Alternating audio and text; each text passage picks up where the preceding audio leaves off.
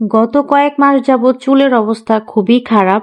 আজকে চিন্তা করেছি চুলের জন্য একটা তেল বানাবো। তো সকালবেলা উঠেই শুধুমাত্র ১ কাপ চা খেয়ে চলে এসেছি চুলের জন্য তেল বানাতে। নারিকেল তেল, সরিষার তেল আর হচ্ছে ক্যাস্টর অয়েল। এখানে চাইলে অলিভ অয়েলও ব্যবহার করতে পারবা। আমার কাছে অলিভ অয়েল ছিল না, যে কারণে আমি অলিভ অয়েল ব্যবহার করি নাই। আর কি উপাদান আছে এটা তোমরা যদি বুঝতে পারো তাহলে কমেন্ট করে জানাবা এখানে কি উপাদান আছে। আর যদি এটার কোনো রেসিপি চাও সেটাও কমেন্ট করে জানাতে পারো। আমি অবশ্যই রেসিপিটি তোমাদের সাথে শেয়ার করার চেষ্টা করব। তোমরা বিশ্বাস করবে কিনা জানি না, এই তেলটা আমি গত ৬ মাস যাবৎ ব্যবহার করছি এবং আমার কপালের থেকে যে চুলগুলো পড়ে আমার কপালটা এত বড় হয়ে গেছিল সেটা কিন্তু অলমোস্ট ছোট হয়ে আসছে।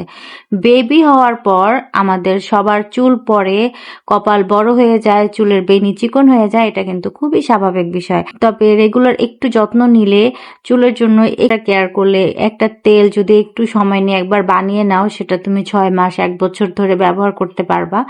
আর এই করেই দেখবা যে তোমার চুলটা অনেক সুন্দর হচ্ছে, চুল পড়া বন্ধ হচ্ছে, নতুন চুল গজাচ্ছে।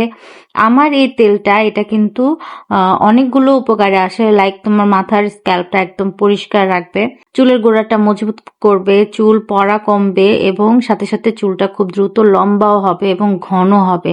আজকে রান্নার তেমন কোনো চাপ ছিল না, কারণ গতকালকের ২টা তরকারি রয়ে গিয়েছে, সেগুলো দিয়ে আজকে হয়ে যাবে। শুধু এক্সট্রা আমি একটু আলু ভর্তা করব আর একটু লাল শাক আছে, সেটা একদম শুকিয়ে যাচ্ছে। যতটুকু পারি সম্ভব বেছে নিয়ে সেটুকু ভাজি করে নেব। আর ছেলে আমার তো এগুলো কিছুই খাবে না, তার জন্য একটা ডিম ভাজি, সেটা মাস্ট প্রতি বেলাই আমার করতে হয়। তো সকালবেলা উঠে একদম রিল্যাক্স মোডে সব কাজ শেষ করে নিলাম। পাখির খাঁচার এই জায়গাটা খুব যত্ন করে প্রত্যেক দিন পরিষ্কার করতে হয়। পাখিগুলো এত দুষ্টু, এত নোংরা করে, তাদের খাঁচার এই জায়গাটা পরিষ্কার রাখলে আমার কাছেও ভীষণ ভালো লাগে, কারণ এই ঘরটাতেই আমাদের বেশিরভাগ সময় কাটে। বাচ্চারা পাখিদের সাথে সময় কাটাতে বেশ পছন্দ করে। বারান্দাটাও একটু গুছিয়ে নিলাম।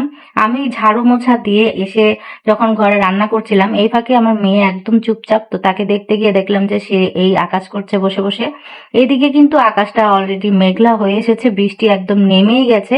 আমি আলু ভর্তাটা মাখাতে চলে আসছি। একটু বেশি ঝাল খেতে পছন্দ করি আলু ভর্তায়। আর হচ্ছে আমের আচারের তেল দিয়ে আমি আজকে আলু ভর্তাটা বানাবো। আলু ভর্তা বানাতে বানাতেই বৃষ্টিটা শুরু হয়েছে এবং আলু ভর্তা বানানো শেষ হওয়ার আগেই বৃষ্টিটা শেষ হয়ে গেছে। দেখো কি অবস্থা, রোদ উঠেছে। তবে ওয়েদারটা বেশ ঠান্ডাই ছিল, খুব ঠান্ডা বাতাস ছিল। একটা ভাত ঘুম দিয়েছি, দিয়ে উঠার পর বাচ্চাকে পড়তে বসিয়ে দিয়েছি। আর এই তো আমার আজকের ব্লগটা এখানেই শেষ হয়ে গেল। কেমন লেগেছে তোমাদের কাছে কমেন্ট করে জানাতে ভুলবে না। আবারও গল্প করতে আসবো অন্য কোনো দিন।